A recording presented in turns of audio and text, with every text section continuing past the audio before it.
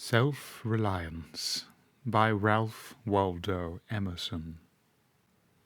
I read the other day some verses written by an eminent painter, which were original and not conventional. The soul always hears an admonition in such lines, let the subject be what it may. The sentiment they instill is of more value than any thought they may contain. To believe your own thought. To believe that what is true for you in your private heart is true for all men. That is genius. Speak your latent conviction, and it shall be the universal sense. For the inmost in due time becomes the outmost, and our first thought is rendered back to us by the trumpets of the last judgment. Familiar as the voice of the mind is to each, the highest merit we ascribe to Moses, Plato, and Milton is that they set at naught books and traditions, and spoke not what men, but what they thought. A man should learn to detect and watch that gleam of light which flashes across his mind from within, more than the lustre of the firmament of bards and sages. Yet he dismisses without notice his thought, because it is his. In every work of genius we recognize our own rejected thoughts. They come back to us with a certain alienated majesty. Great works of art have no more affecting lesson for us than this. They teach us to abide by our spontaneous impression with good-humored inflexibility. Then most, when the whole cry of voices is on the other side. Else tomorrow a stranger will say, with masterly good sense, precisely what we have thought and felt all the time, and we shall be forced to take with shame our own opinion from another. There is a time in every man's education when he arrives at the conviction that envy is ignorance, that imitation is suicide, that he must take himself, for better or for worse, as his portion, that though the wide universe is full of good, no kernel of nourishing corn can come to him but through his toil bestowed on that plot of ground which is given him to till. The power which resides in him is new in nature, and none but he knows what that is, what he shall do, nor does he know until he is tried. Not for nothing one face, one character, one fact makes much impression on him, and another none. This sculpture in the memory is not without pre-established harmony. The eye was placed where one ray should fall, that it might testify of that particular ray. We but half express ourselves, and are ashamed of that divine idea which each of us represents. It may be safely trusted as proportionate and of good issues. So it be faithfully imparted. But God will not have his work made manifest by cowards. A man is relieved and gay when he has put his heart into his work and does his best. But what he has said or done otherwise shall give him no peace. It is a deliverance which does not deliver. In the attempt, his genius deserts him. No muse befriends, no invention, no hope. Trust thyself.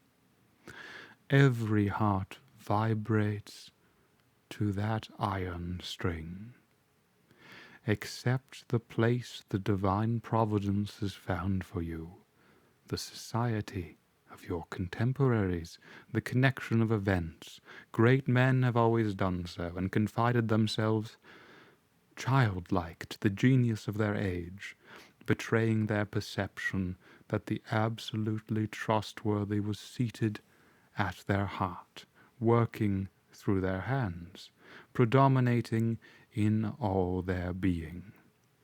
And we are now men, and must accept in the highest mind the same transcendent destiny, and not minors and invalids in a protected corner, not cowards fleeing before a revolution, but guides, redeemers, and benefactors, obeying the almighty effort and advancing on chaos and the dark.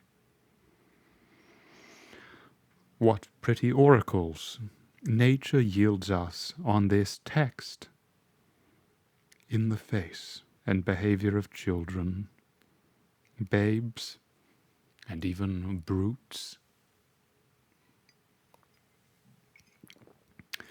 That divided and rebel mind, that distrust of a sentiment because our arithmetic has computed the strength and means opposed to our purpose, these have not. Their mind being whole, their eye is as yet unconquered. And when we look in their faces, we are disconcerted. Infancy conforms to nobody.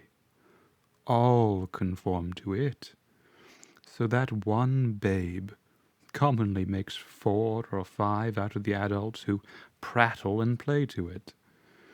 So God has armed youth and puberty and manhood no less with its own piquancy and charm, and made it enviable and gracious in its claims not to be put by, if it will stand by itself.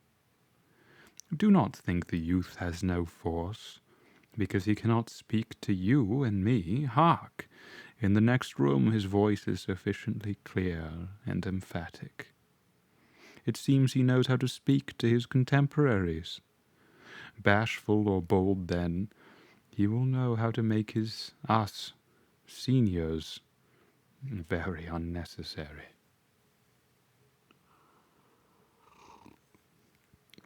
The nonchalance of boys who are sure of a dinner, and would disdain as much as a lord to do or say aught to conciliate one, is the healthy attitude of human nature.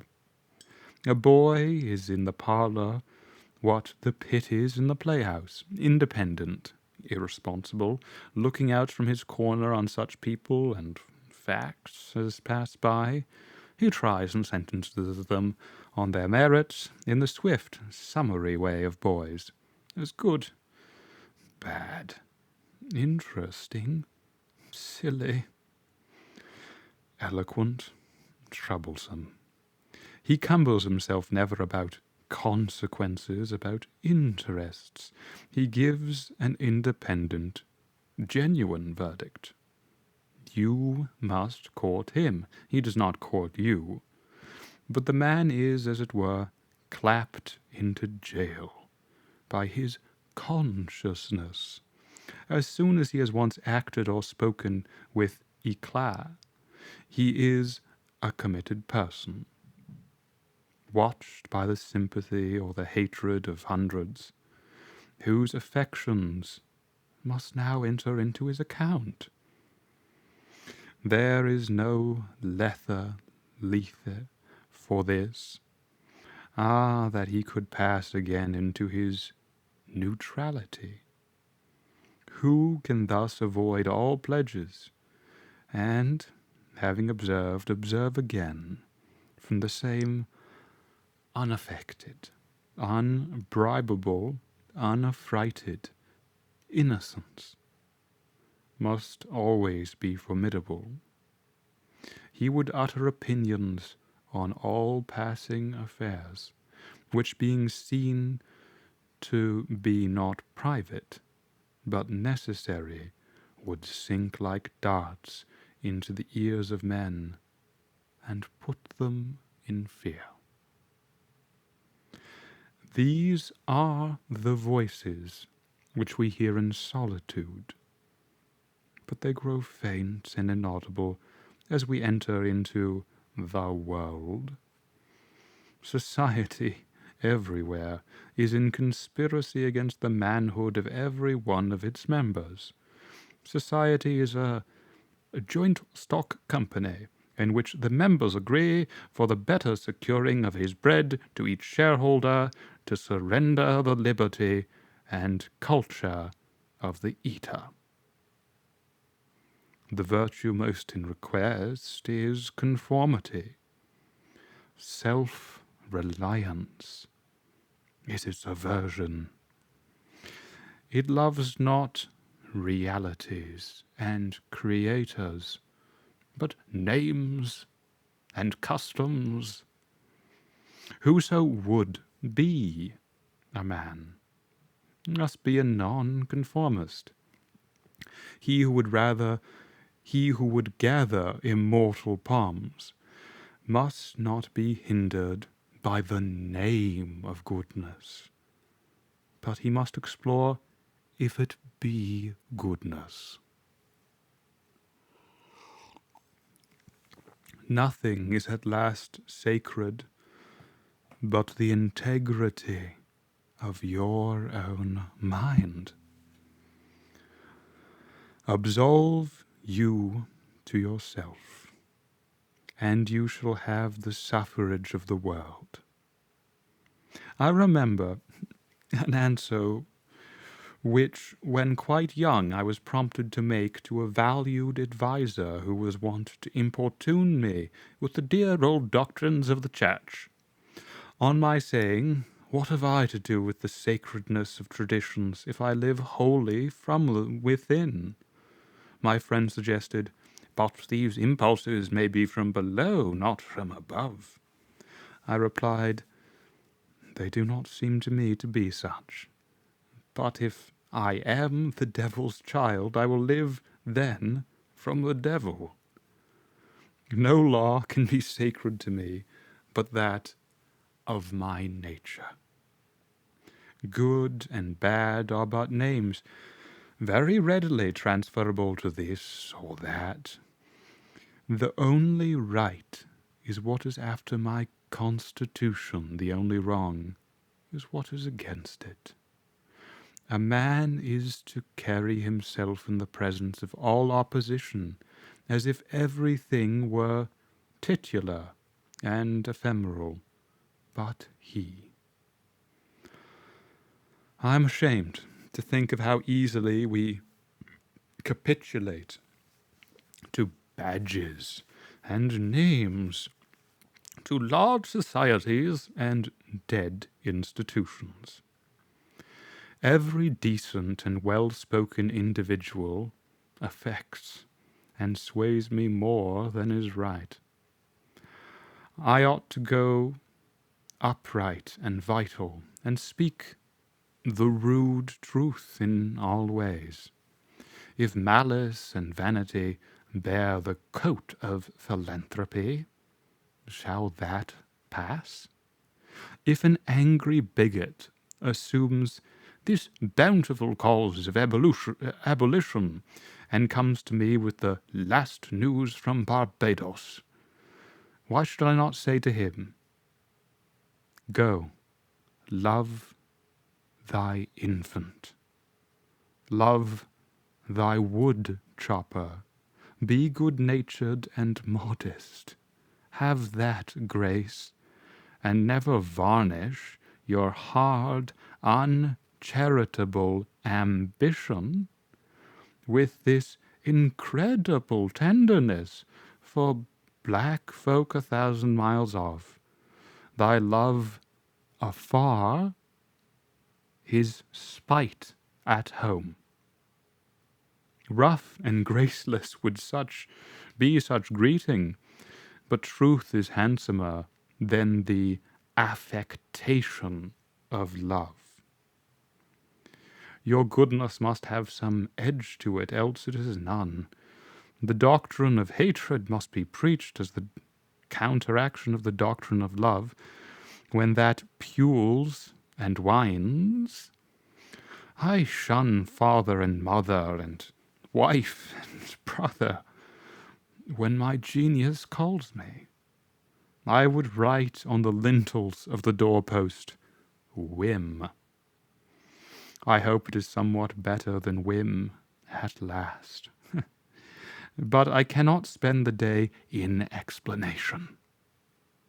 Expect me not to show cause why I seek or why I exclude company.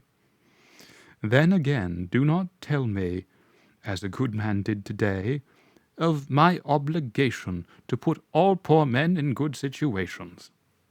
Are they my poor? I tell thee, thou foolish philanthropist, that I grudge the dollar, the dime, the cent I give to such man as do not belong to me, and to whom I do not belong. There is a class of persons to whom by all spiritual affinity I am bought and sold. For them I would go to prison if need be. But for your miscellaneous, popular charities, the education at college of fools, the building of meeting houses to the vain end to which many now stand, alms to sots and the 1,000-fold relief societies, though I confess with shame I sometimes succumb and give the dollar. It is a wicked dollar, which by and by I shall have the manhood to withhold. Virtues are, in the popular estimate, rather the exception than the rule.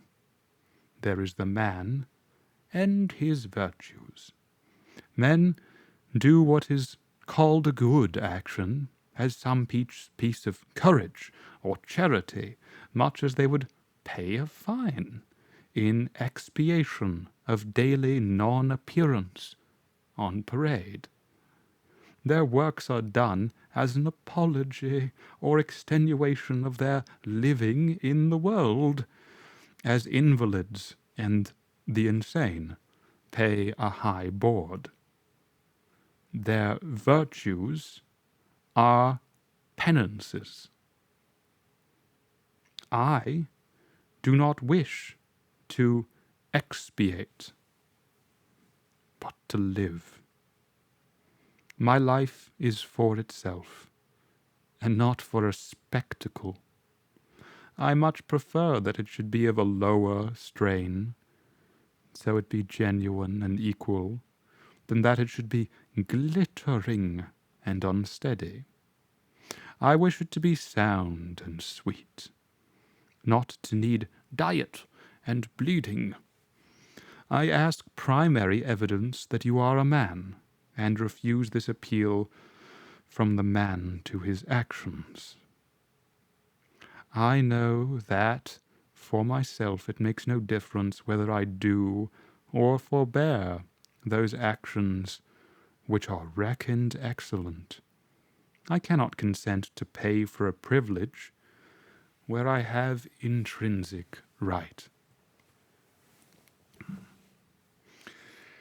Few and mean as my gifts may be, I actually am, and do not need for my own assurance or the assurance of my fellows any secondary testimony.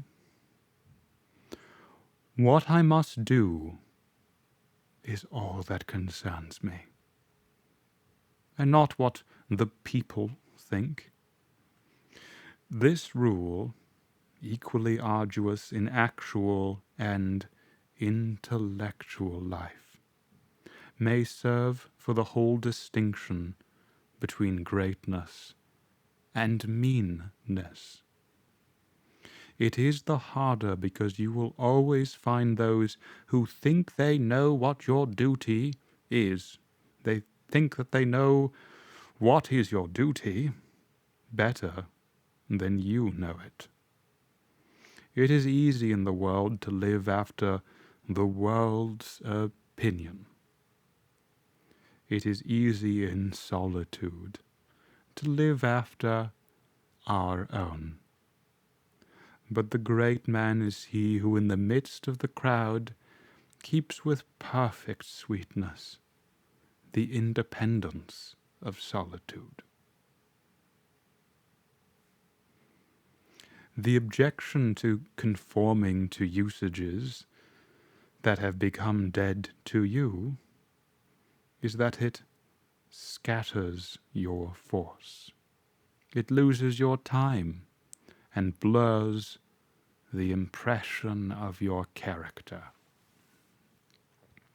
If you maintain a dead church, contribute to a dead Bible society, vote with a great party, either for the government or against it, spread your table like base housekeepers, under all these screens, I have difficulty to detect the precise man you are. And, of course, so much force is withdrawn from your proper life. But do your work, and I shall know you. Do your work, and you shall reinforce yourself. A man must consider what a blindsman's bluff is this game of conformity. If I knew your sect, I anticipate your argument. I hear a preacher announce for his text and topic the expediency of one of the institutions of his church. Do I not know beforehand that not possibly can he say a new and spontaneous word? Do I not know that with all this ostentation of examining the grounds of the institution, he will do no such thing? Do I not know that he has pledged to himself not to look but at one side, the permitted side, not as a man, but as a parish minister?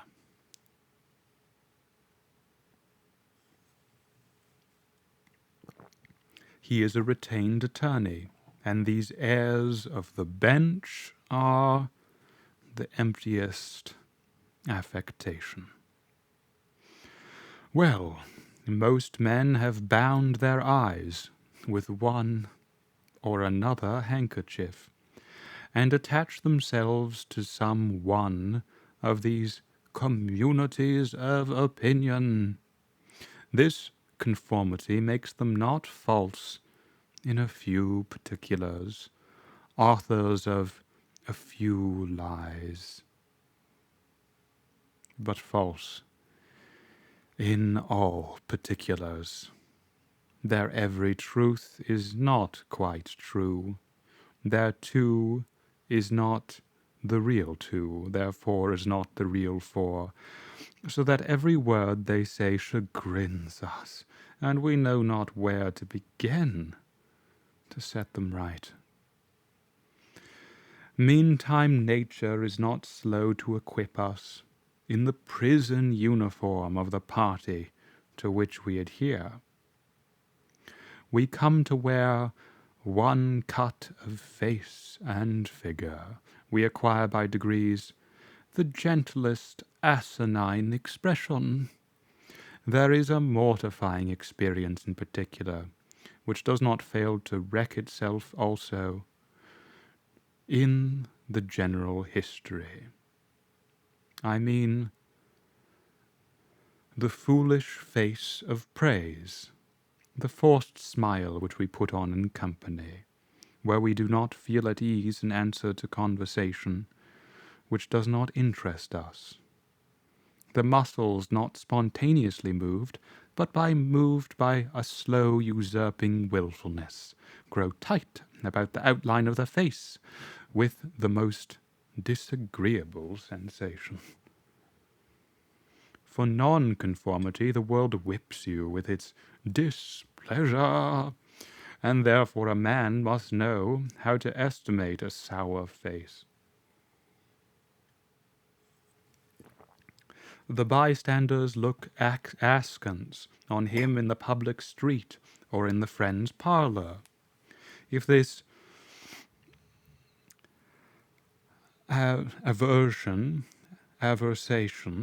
had its origin in contempt and resistance like his own, he might well go home with a sad countenance.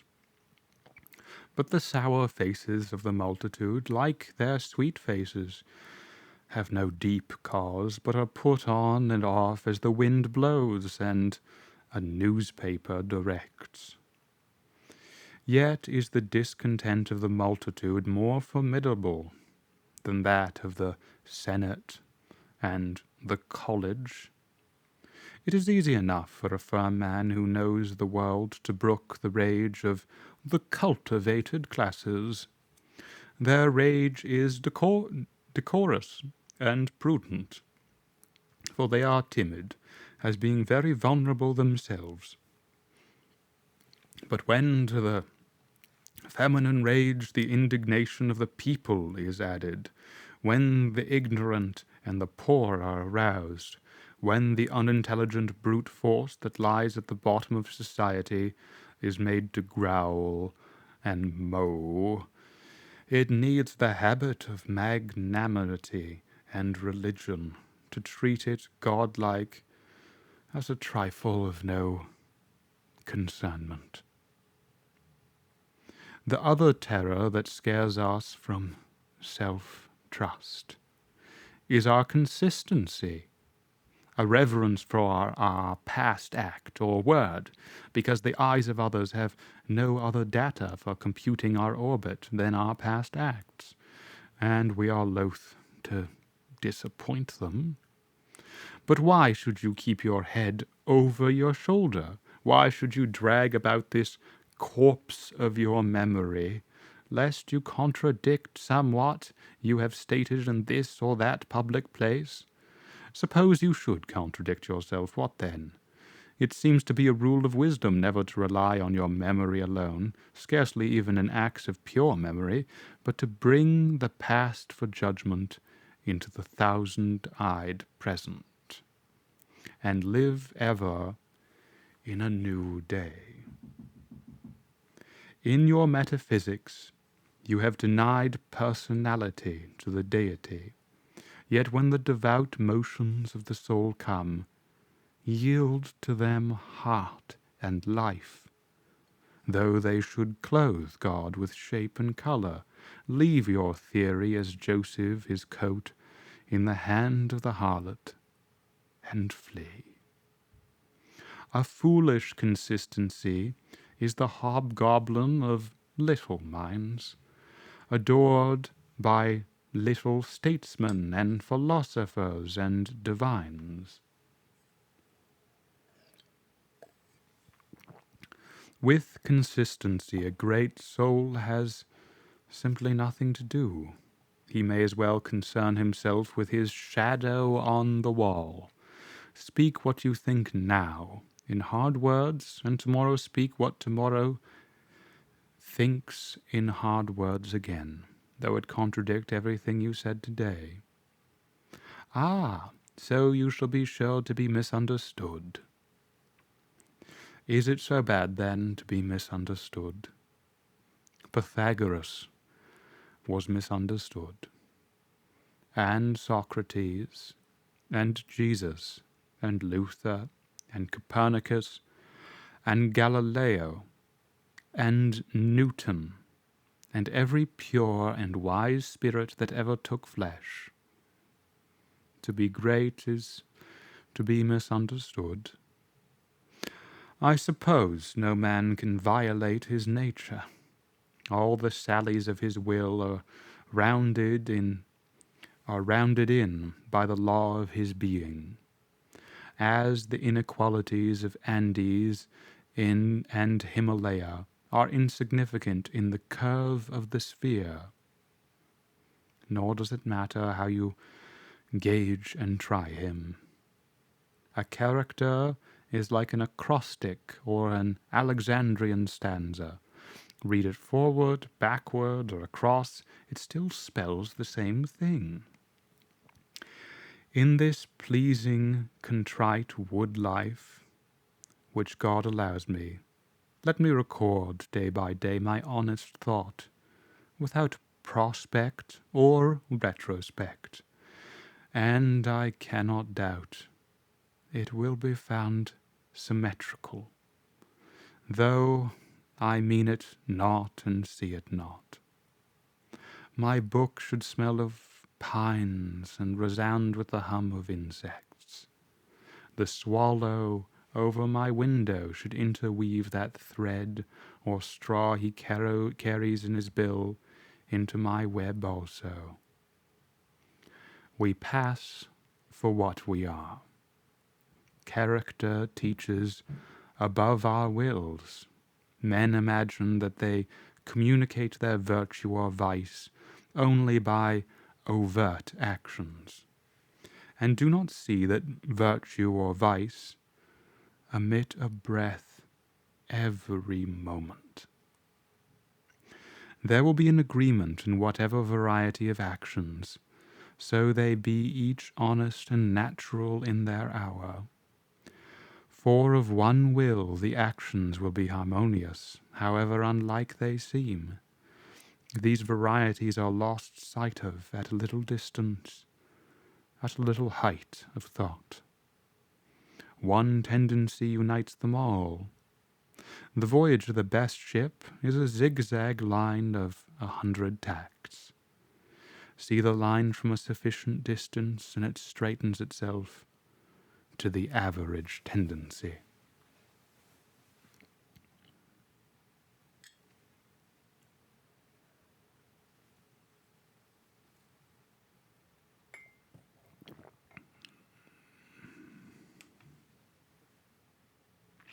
Your genuine action will explain itself and will explain your other genuine actions.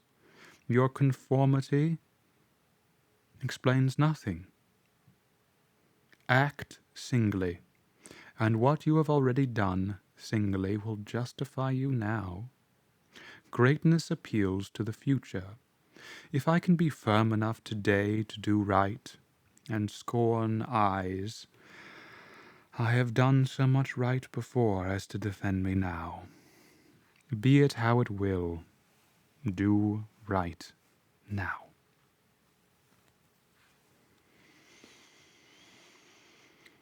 Always scorn appearances, and you always may. The force of character is cumulative. All the foregone days of virtue work their health into this. What makes the majesty of the heroes, of the Senate and the field, which so fills the imagination? The consciousness of a train of great days and victories behind. They shed a united light on the advancing actor. He is attended as by a visible escort of angels. That is it which throws thunder into Chatham's voice, and dignity into Washington's port, and America into Adam's eye.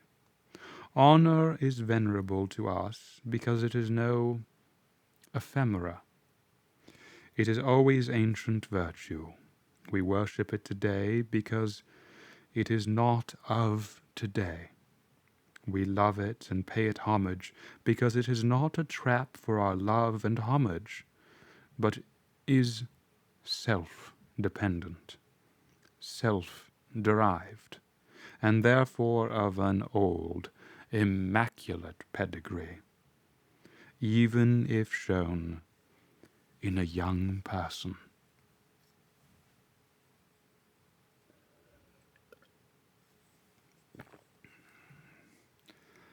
I hope in these days we have heard the last of conformity and consistency. Let the words be gazetted and ridiculous henceforward. Instead of the gong for dinner, let us hear a whistle from the Spartan fife. Let us never bow and apologize more. A great man is coming to eat at my house. I do not wish to please him. I wish that he should wish to please me. I will stand here for humanity, and though I would make it kind, I would make it true.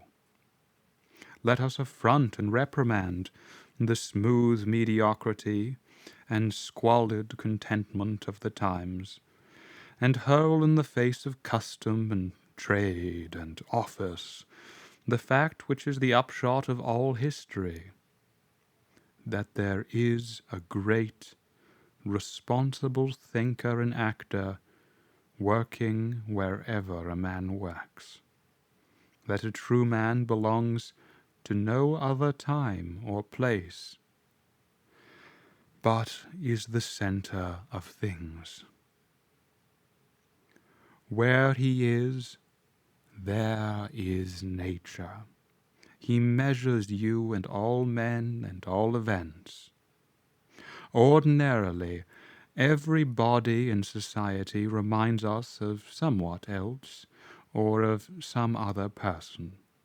Character, reality, reminds you of nothing else. It takes place of the whole creation.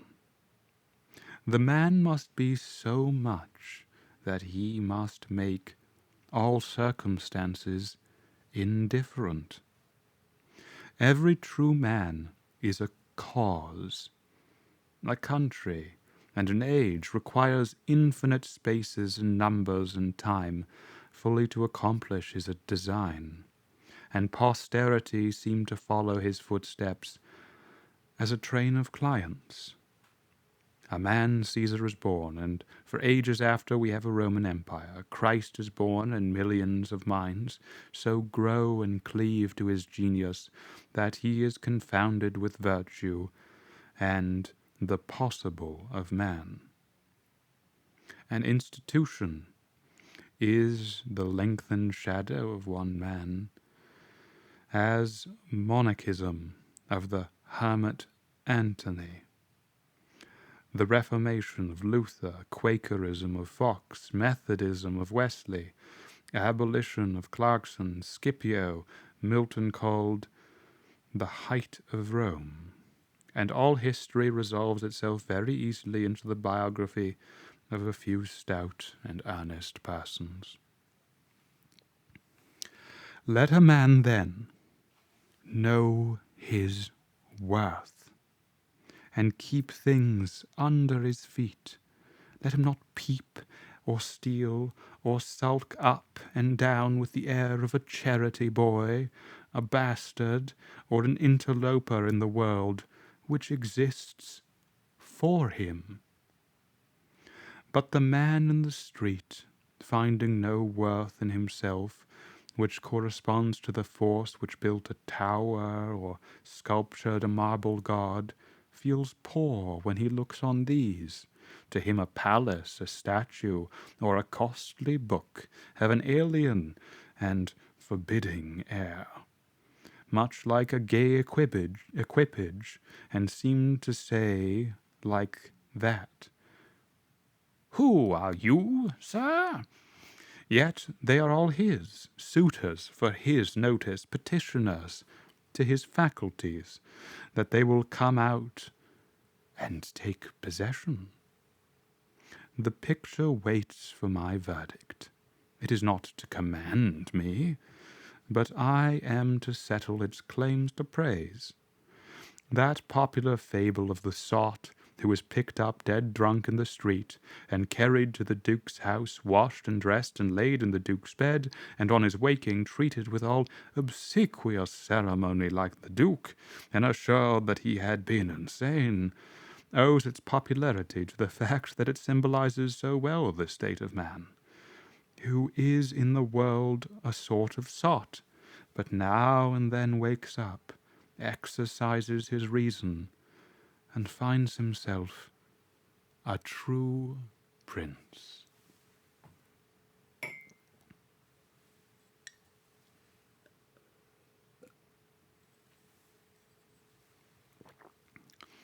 Our reading is mendicant and sycophantic. In history our imagination plays us false. Kingdom and lordship, power and estate are a gaudier vocabulary than Private John and Edward in a small house and common day's work. But the things of life are the same to both.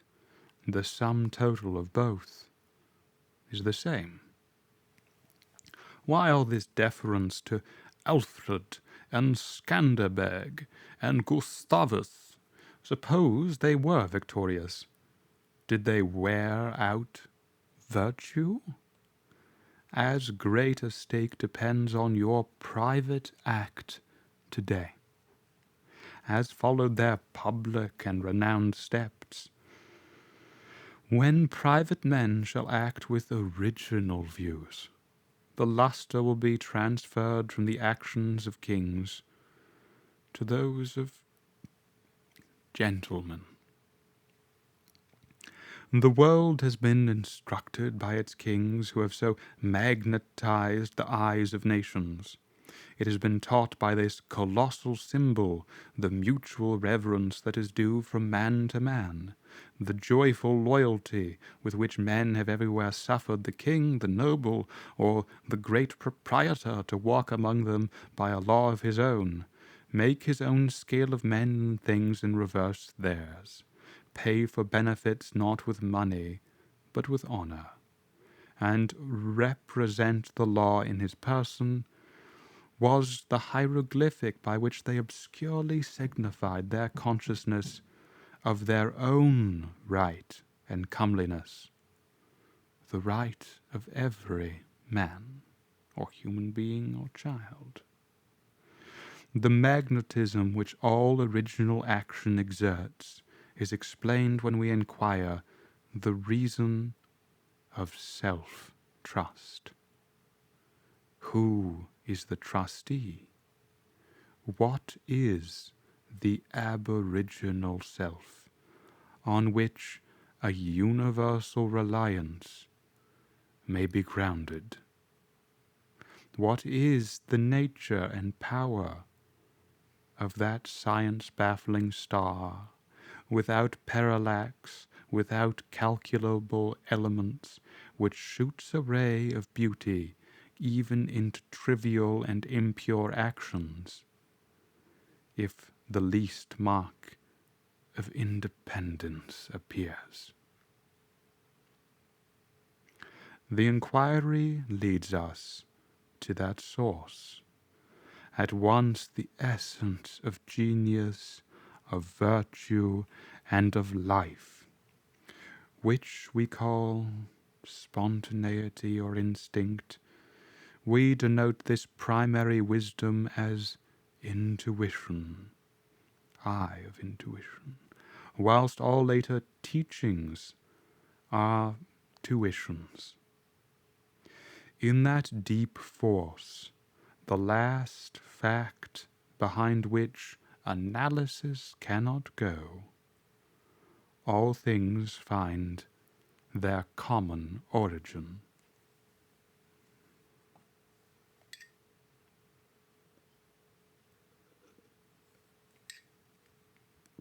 For the sense of being, which in calm hours rises, we know not how, in the soul, is not diverse from things, from space, from light, from time, from man, but one with them, and proceeds obviously from the same source whence their life and being also proceed. We first share the life by which things exist, and afterwards see them as appearances in nature, and forget that we have shared their cause. Here is the fountain of action and of thought. Here are the lungs of that inspiration which giveth man wisdom, and which cannot be denied without impiety and atheism. We lie in the lap of immense intelligence, which makes us receivers of its truth and organs of its activity. When we discern justice, when we discern truth, we do nothing of ourselves, but allow a passage to its beams. If we ask whence this comes, if we seek to pry into the soul that causes, all philosophy is at fault.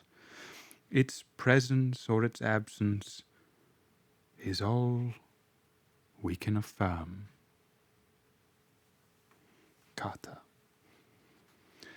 Every man discriminates between the voluntary acts of his mind and his involuntary perceptions, and knows that to his involuntary perceptions a perfect faith is due.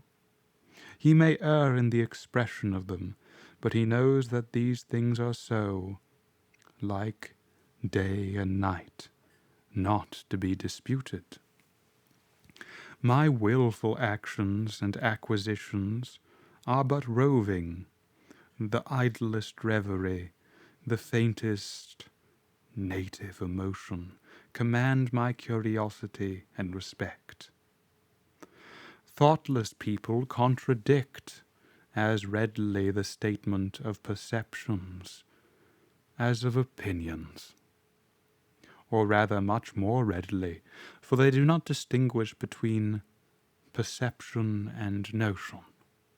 They fancy that I choose to see this or that thing, but perception is not whimsical, but fatal. If I see a trait, my children will see it after me, and in course of time all mankind, although it may chance that no one has seen it before me, for my perception of it is as much a fact as the sun. The relations of the soul to the divine spirit are so pure that it is profane to seek to interpose helps.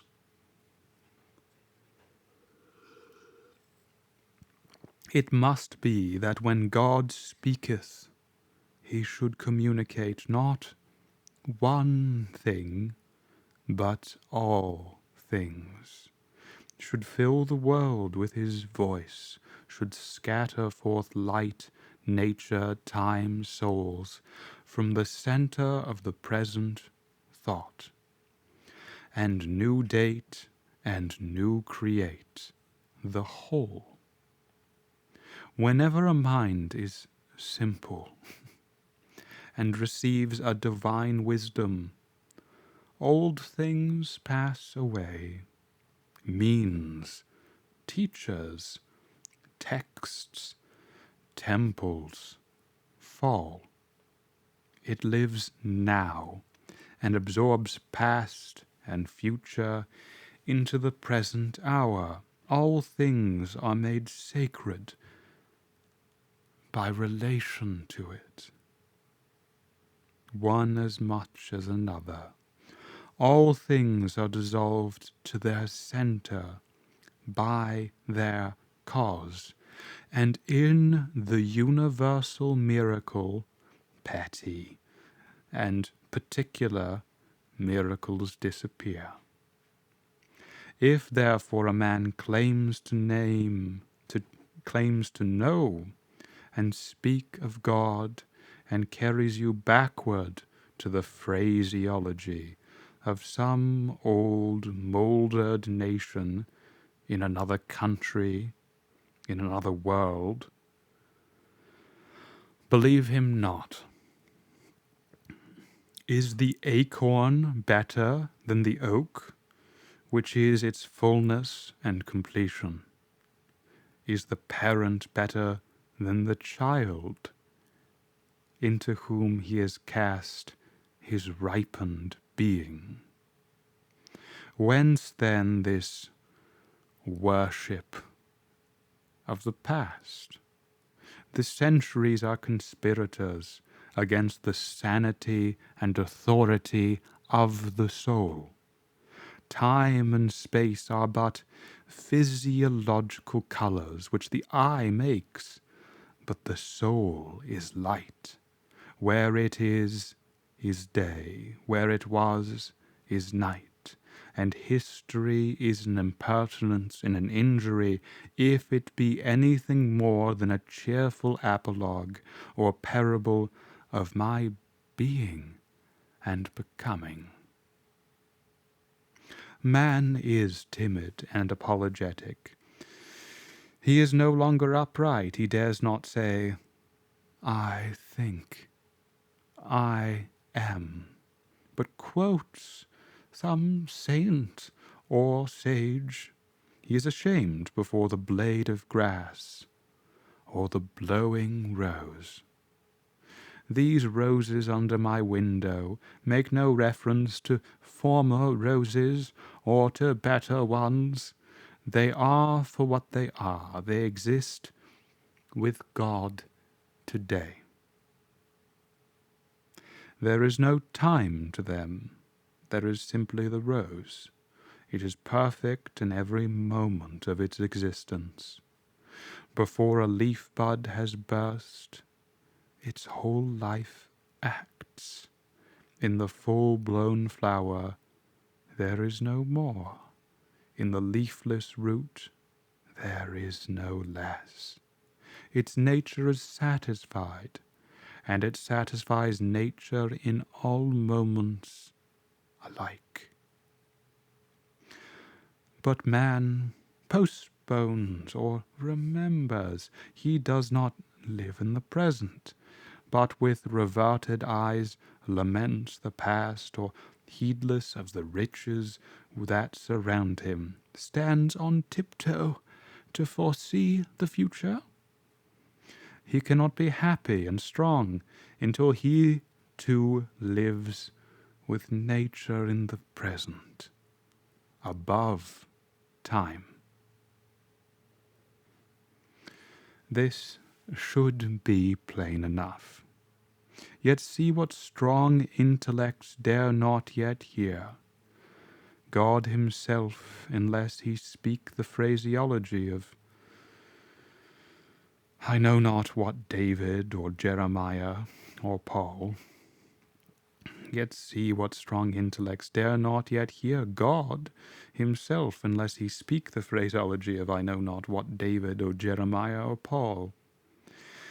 We shall not always set so great a price on a few texts, on a few lives. We are like children who repeat by rote the sentences of grandames and tutors, and as they grow older, of the men of talents and character they chance to see, painfully recollecting the exact words they spoke. Afterwards, when they come into the point of view of those who had uttered these sayings, they understand them and are willing to let the words go. For at any time they can use words as good when occasion comes. If we live truly, we shall see truly. It is as easy for the strong man to be strong as it is for the weak to be weak. When we have new perception, we shall gladly disburden the memory of its hoarded treasures as of old rubbish.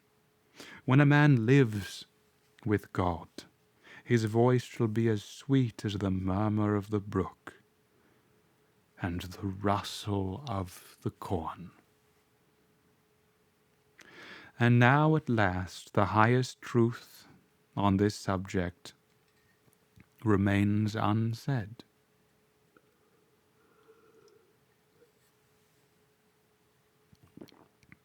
Probably cannot be said. For all that we say is the far-off remembering of the intuition. That thought by which I can now nearest approach to say it is this: when good is near you, when you have life in yourself, it is not by any known or accustomed way. You shall not discern the footprints of any other. You shall not see the face of the man. You shall not hear any name.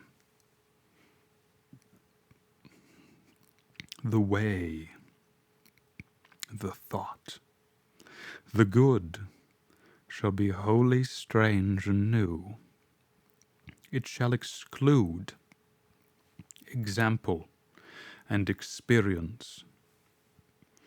You take the way from man, not to man.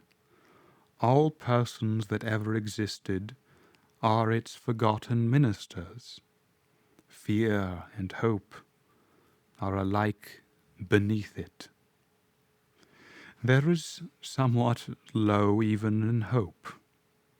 In the hour of vision there is nothing that can be called gratitude, nor properly joy. The soul raised over passion beholds identity and eternal causation, perceives the self-existence of truth and right, and calms itself with knowing that all things go well. Vast spaces of nature, the Atlantic Ocean, the South Sea, long intervals of time, years, centuries, are of no account. This which I think and feel underlay every former state of life and circumstances, as it does underlie my present, and what is called life, and what is called death. Life only avails, not the having lived. Power ceases in the instance of repose.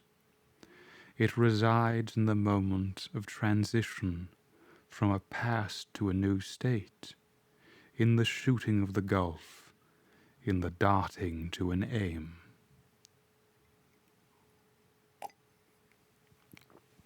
This one fact the world hates, that the soul becomes. For that forever degrades the past and turns all riches to poverty, all reputation to a shame, confounds the saint with the rogue, shoves Jesus and Judas equally aside. Why then do we prate of self-reliance? Inasmuch as the soul is present, there will be power, not confidant, but agent. To talk of reliance is a poor external way of speaking. Speak rather of that which relies because it is, and works and is. Who has more obedience than I masters me, though he should not raise his finger. Round him I must revolve by the gravitation of spirits. We fancy it rhetoric when we speak of eminent virtue. We do not yet see that virtue is height, and that a man or a company of men, plastic and permeable to principles, by the law of nature must overpower and override all cities, nations, kings, rich men, poets, who are not. This is the ultimate fact which we so quickly reach on this as on every topic, the resolution of all into the ever-blessed One. Self-existence is the attribute of the Supreme Cause, and it constitutes the measure of every good by the degree in which it enters into all lower forms. All things real are so by so much virtue as they contain. Commerce, husbandry, hunting, whaling, war, eloquence, personal weight, are somewhat, and engage my respect as examples of its presence and impure action. I see the same law working in nature for conservation and growth. Power is, in nature, the essential measure of right. Nature suffers nothing to remain in her kingdoms which cannot help itself. The genesis and maturation of a planet, its poise and orbit, the blended tree recovering itself from the strong wind, the vital resources of every animal and vegetable are demonstrations of the self-sufficing and therefore self-relying soul. Thus, all concentrates. Let us not rove. Let us sit at home with the cause. Let us stun and astonish the intruding rabble of men and books and institutions by a simple declaration of the divine fact. Bid the invaders take the shoes from off their feet, for God is here within. Let our simplicity judge them, and our docility to our own law demonstrate the poverty of nature and fortune beside our native riches. But now we are a mob. Man does not stand in awe of man, nor is his genius admonished to stay at home, to put itself in communication with the internal ocean. But it goes abroad to beg a cup of water of the urns of other men. We must go alone. I like the silent church before the service begins, better than any preaching. How far off, how cool, how chaste the persons look, begirt each one with a precinct or sanctuary. So let us always sit. Why should we assume the faults of our friend, or wife, or father, or child, because they sit around our hearth, or are said to have the same blood? All men have my blood. and I have all men's.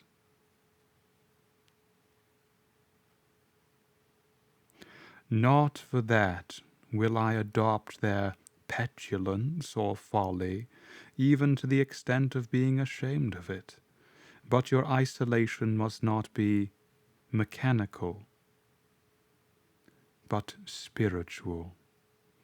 That is, must be elevation. At times the whole world seems to be in conspiracy to importune you with emphatic trifles. Friend, client, child, sickness, fear, want, charity, all knock at once at thy closet door and say, "Come out unto us, but keep thy state, come not into their confusion." The power men possess to annoy me, I give them by a weak curiosity. No man can come near me but through my act. What we love, that we have, but by desire we bereave ourselves of the love. If we cannot at once rise to the sanctities of obedience and faith, let us at least resist our temptations. Let us enter into the state of war and wake Thor and Woden, courage and constancy in our Saxon breasts. This is to be done in our smooth times by speaking the truth. Check this lying hospitality and lying affection. Live no longer to the expectation of these deceived and deceiving people with whom we converse. Say to them, "O father, O mother, O wife, O brother, O friend, I have lived with you after appearances hitherto. Henceforward I am the truth's. Be it known unto you that henceforward I obey no law less than the eternal law. I will have no covenants but proximities. I shall endeavor to nourish my parents, to support my family, to be the chaste husband of one wife. But these relations I must fill after a new and unprecedented way. I appeal from your customs. I must be myself. I cannot break myself any longer for you or you. If you can love me for what I am, we shall be the happier. If you cannot, I will still seek to deserve that you should. I will not hide my tastes or aversions. I will so trust that what is deep is holy, that I will do strongly before the sun and moon whatever inly rejoices me and the heart appoints. If you are noble, I will love you. If you are not, I will not hurt you, and myself by hypocritical attentions. If you are true, but not in the same truth with me, cleave to your companions. I will seek my own. I do this not selfishly, but humbly and truly. It is alike your interest and mine and all men's, however long we have dwelt in lies, to live in truth. Does this sound harsh today? You will soon love what is dictated by your nature, as well as mine. If we follow the truth, it will bring us out safe at last. but so may you give these friends pain. Yes, I cannot sell my liberty and my power to save their sensibility.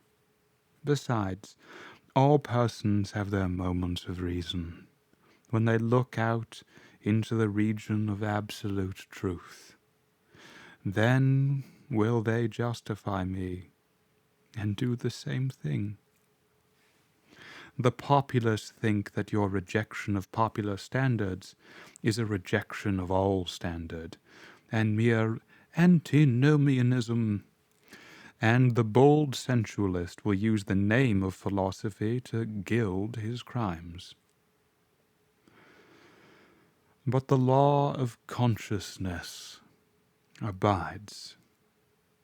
There are two confessionals, in one or the other of which we must be shriven. You may fulfill your round of duties by clearing yourself in the direct or in the reflex way. Consider whether you have satisfied your relations to father, mother, cousin, neighbor, town, cat, and dog. Whether any of these can upbraid you. But I may also neglect this reflex standard and absolve me to myself. I have my own stern claims and perfect circle. It denies the name of duty to many offices that are called duties. But if I can discharge its debts, it enables me to dispense with the popular code. If anyone imagines that this law is lax, let him keep its commandment one day.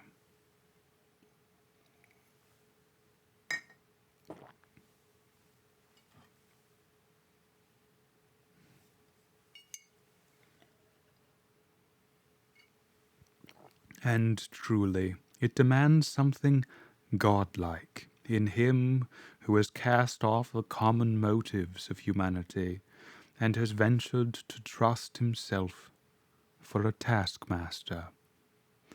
High be his heart, faithful his will, clear his sight, that he may in good earnest be doctrine, society, law to himself, that a simple purpose may be to him as strong as iron necessity to others. If any man consider the present aspects of what is called by distinction society, he will see the need of these ethics. The sinew and heart of man seem to be drawn out, and we are become timorous, desponding whimperers. We are afraid of truth, afraid of fortune, afraid of death, and afraid of each other. Our age yields no great and perfect persons. We want men and women who shall renovate life and our social state. But we see that most natures are insolvent, cannot satisfy their own wants, have an ambition out of all proportion to their practical force, and do lean and beg day and night continually. Our housekeeping is mendicant, our arts, our occupations, our marriages, our religion we have not chosen, but society has chosen for us. We are parlor soldiers. We shun the rugged battle of fate, where strength is born. If our young men miscarry in their first enterprises, they lose all heart. If the young merchant fails, men say he is ruined.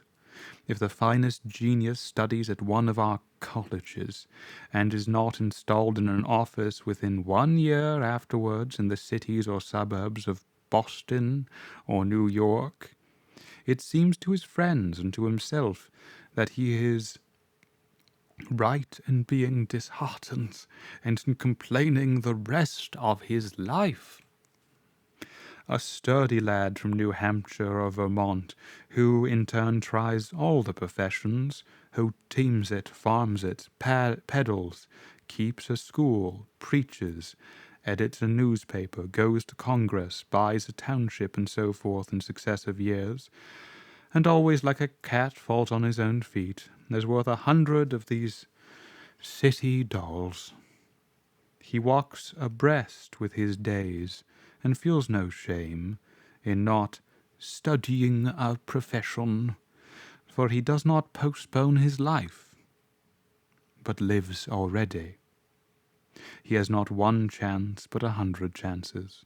Let a Stoic open the resources of man, and tell him they are not leaning willows, but can and must attach themselves, that with the exercise of self-trust new powers shall appear, that a man is the Word made flesh, born to shed healing to the nations, that he should be ashamed of our compassion, that the moment he acts from himself, tossing the laws, the books, idolatries, and customs out of the window, we pity him no more, but thank and revere him.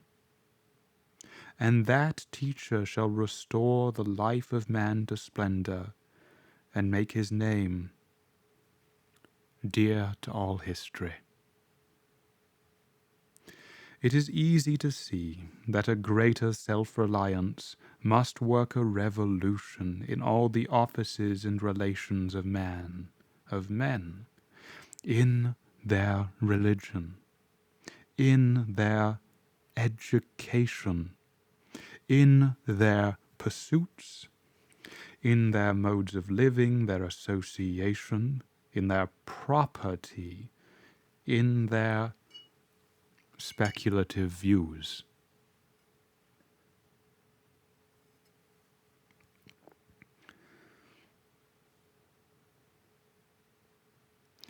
In what prayers do men allow themselves?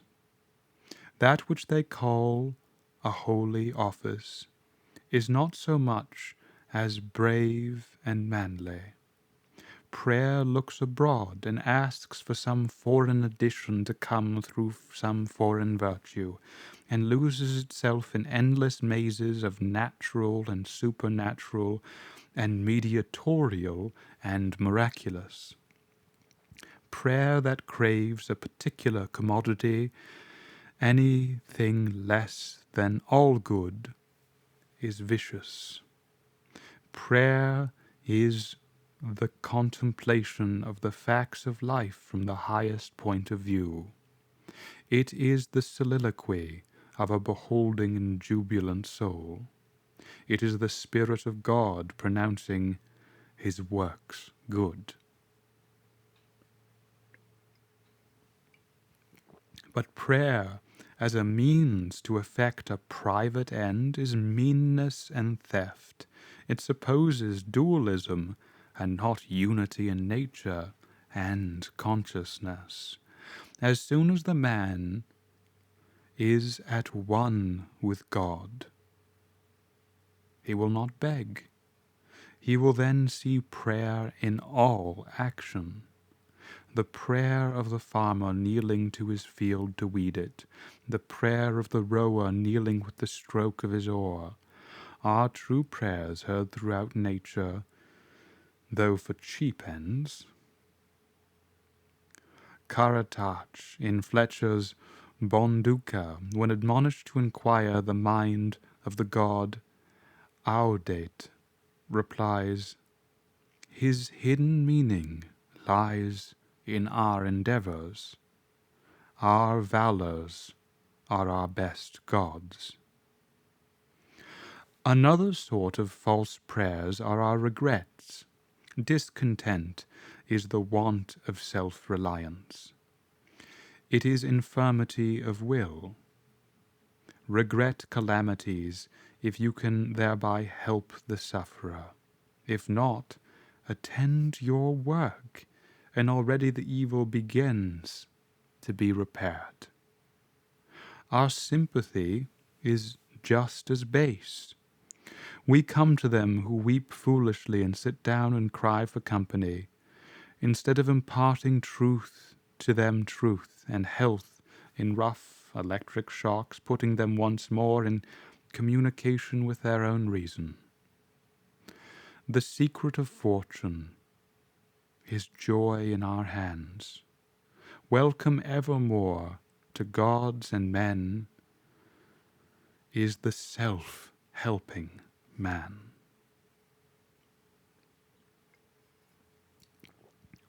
For him all doors are flung wide, him all tongues greet, all honors crown, all eyes follow with desire. Our love goes out to him and embraces him because he did not need it. We solicitously and apologetically caress and celebrate him because he held on his way and scorned our disapprobation. The gods love him because men hated him. To the persevering mortal, said Zoroaster, the blessed immortals are swift. As men's prayers are a disease of the will, so are their creeds a disease of the intellect. They say with those foolish Israelites, "Let not God speak to us lest we die. Speak thou, speak any man with us, and we will obey."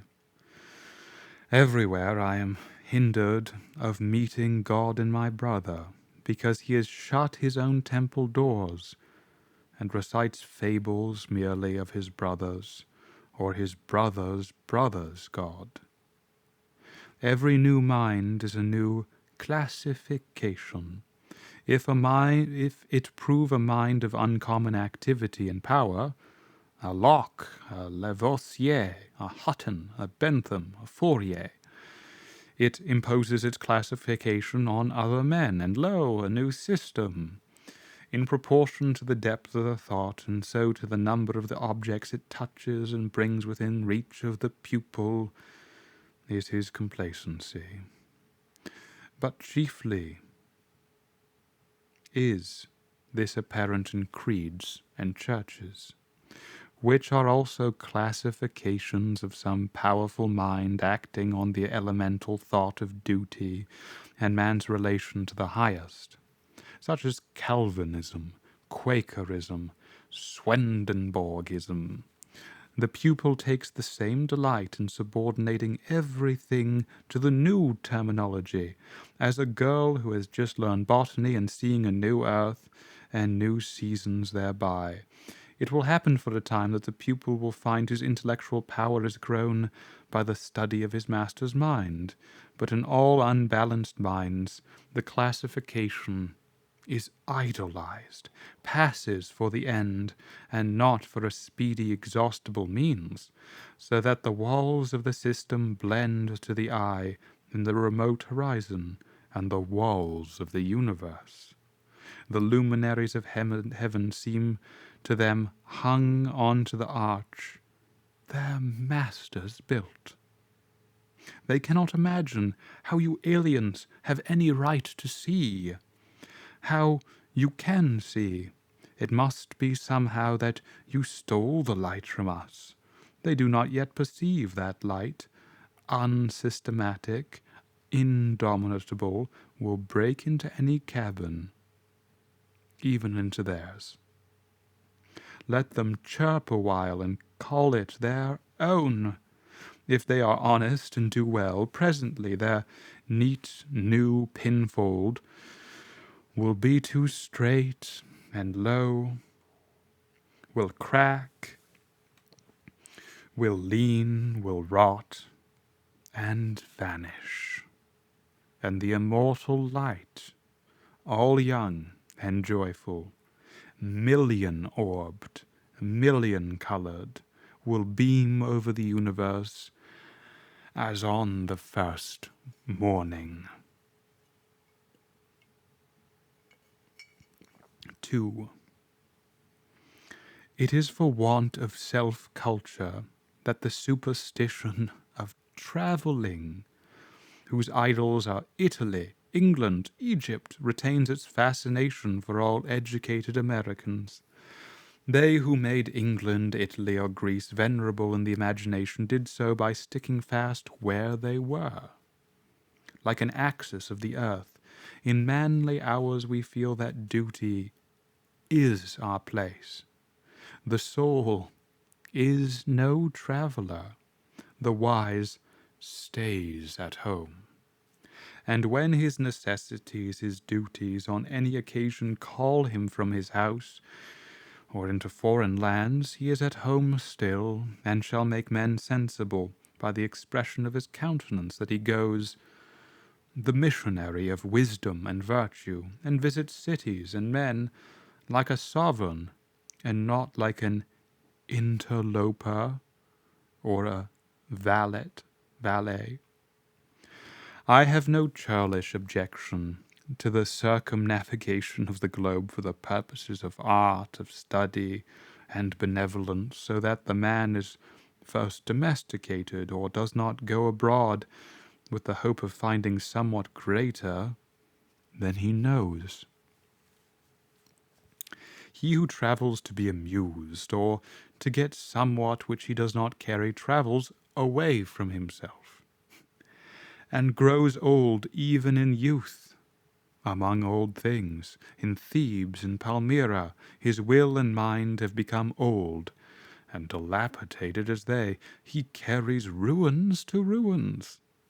Travelling is a fool's paradise. Our first journeys discover to us the same indifference of places. At home I dream that at Naples, at Rome, I can be intoxicated with beauty and lose my sadness.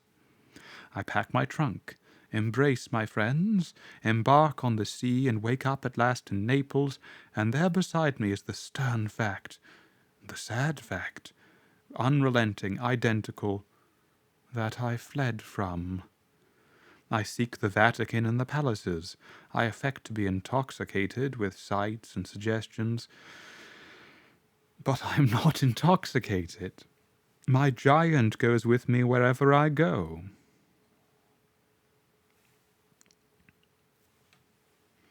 3. But the rage of travelling is a symptom of a deeper unsoundness, affecting the whole intellectual action. The intellect is vagabond, and our system of education fosters restlessness. Our minds travel when our bodies are forced to stay at home. We imitate.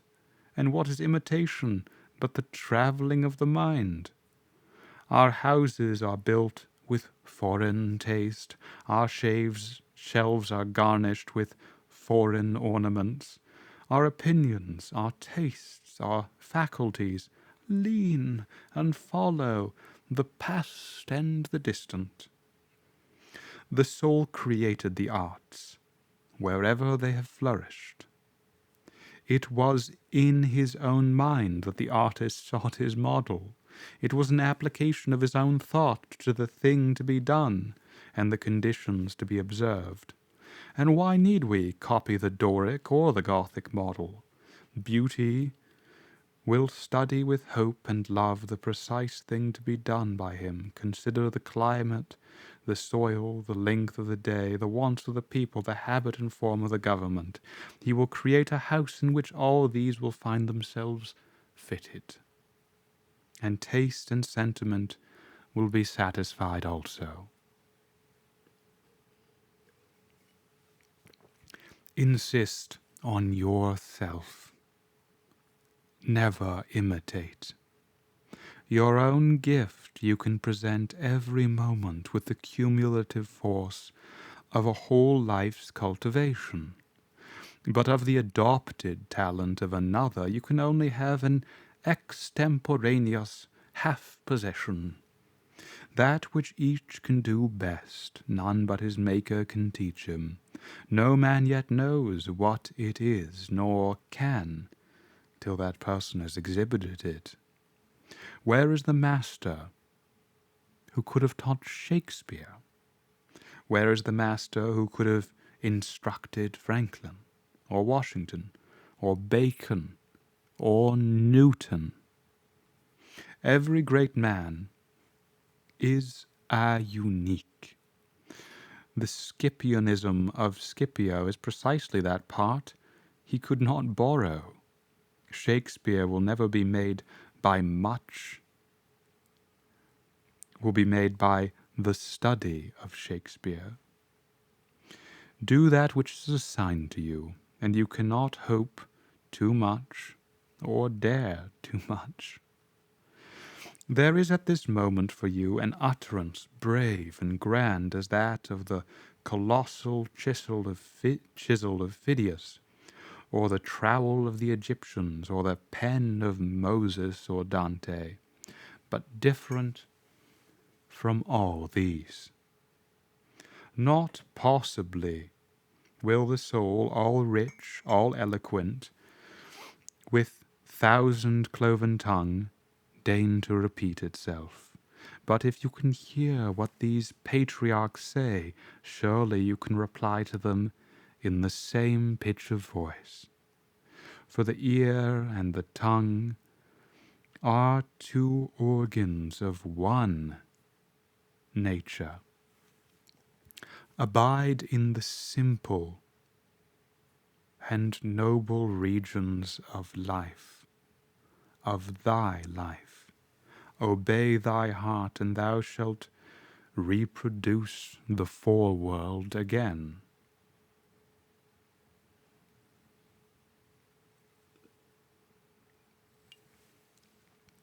4. As our religion, our education, our art look abroad, so does our spirit of society. All men plume themselves on the improvement of society, and no man improves. Society never advances. It recedes as fast on one side as it gains on the other. It undergoes continual changes.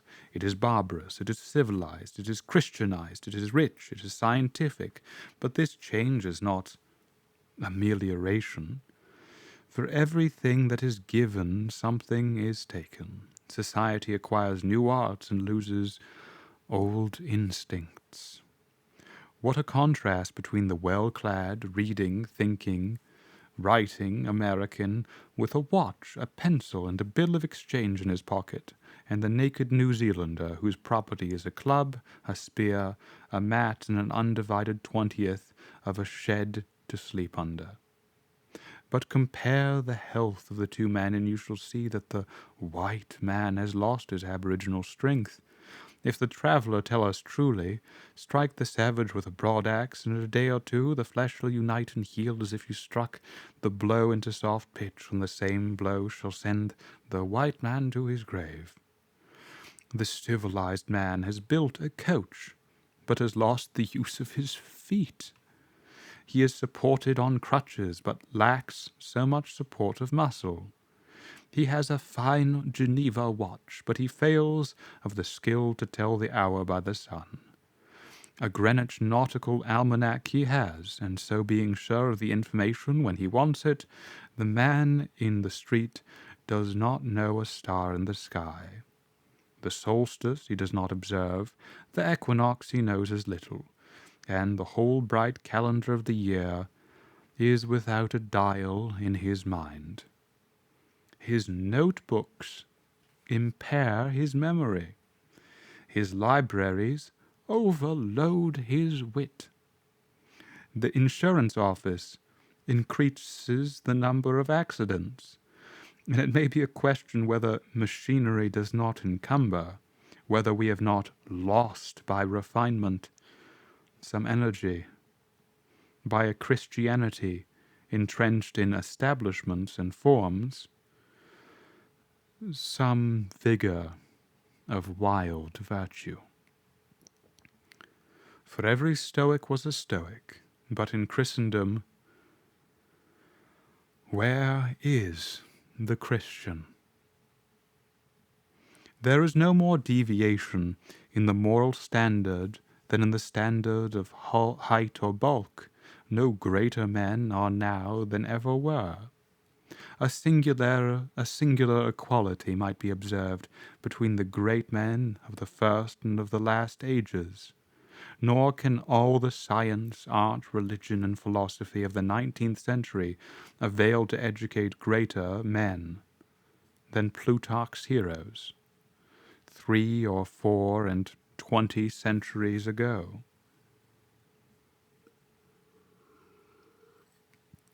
Not in time is the race progressive. Phocion, Socrates, Anaxagoras, Diogenes are great men, but they leave no class.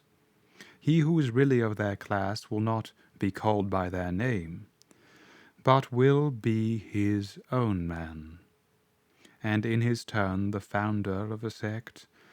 The arts and inventions of each period are only its costume and do not invigorate men. The harm of the improved machinery may compensate its good. Hudson and Bering accomplished so much in their fishing boats as to astonish Perry and Franklin, whose equipment exhausted the resources of science and art. Galileo, with an opera glass, discovered a more splendid series of celestial phenomenon than anyone since. Columbus found the New World in an undecked boat.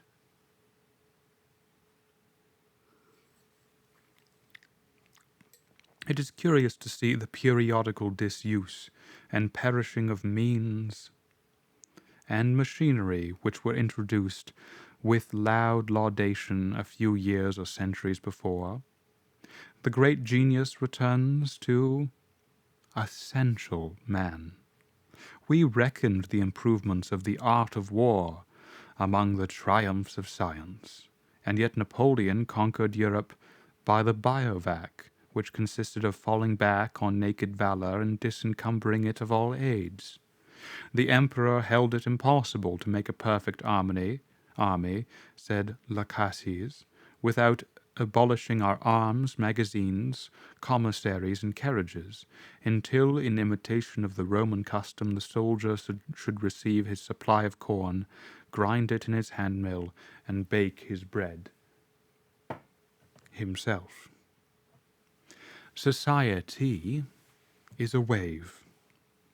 The wave moves onward, but the water of which it is composed does not. The same particle does not rise from the valley to the ridge. Its unity is only phenomenal. The persons who make up a nation today, next year die, and their experience with them.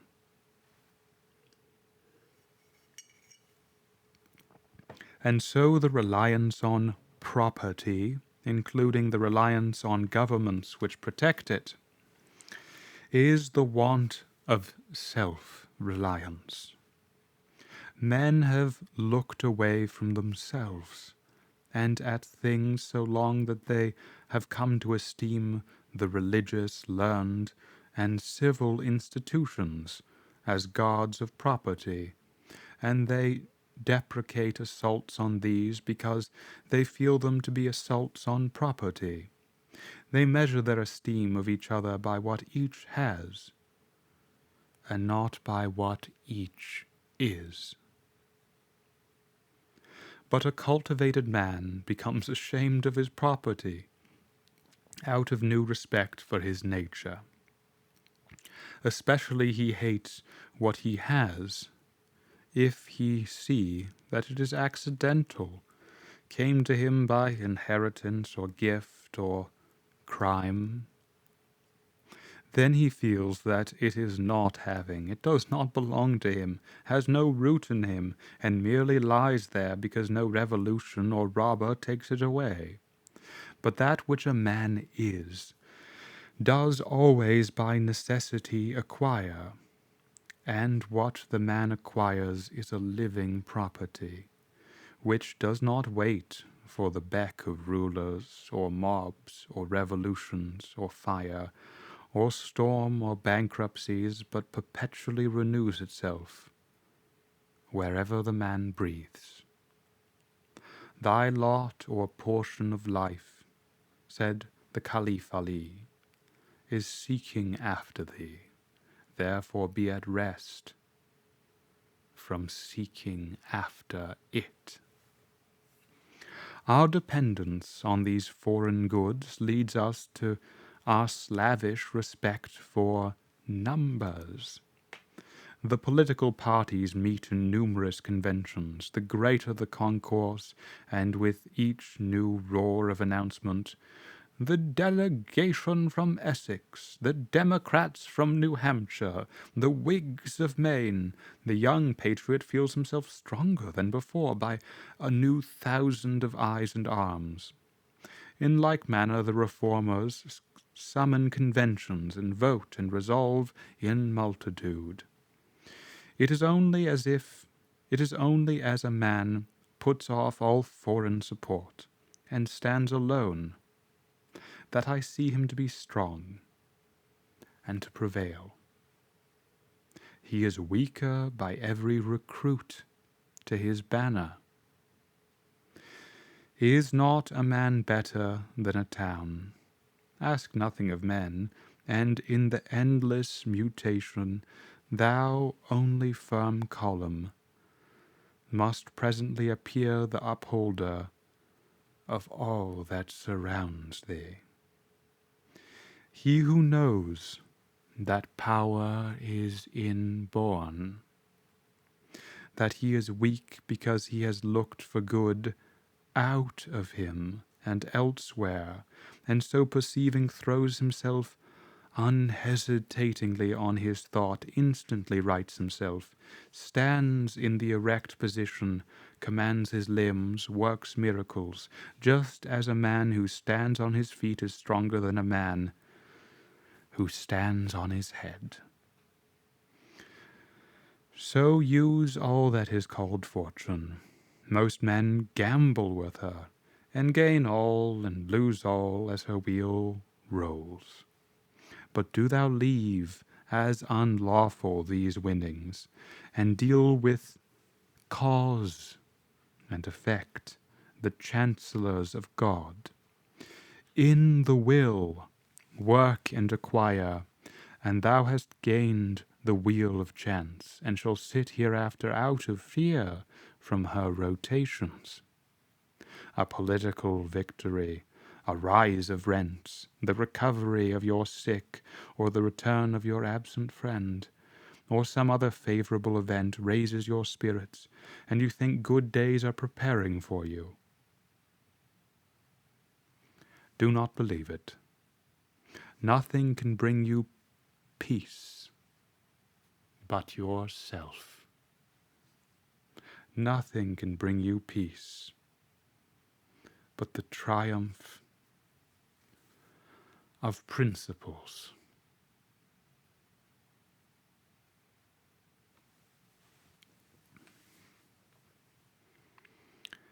End of Self-Reliance by Ralph Waldo Emerson.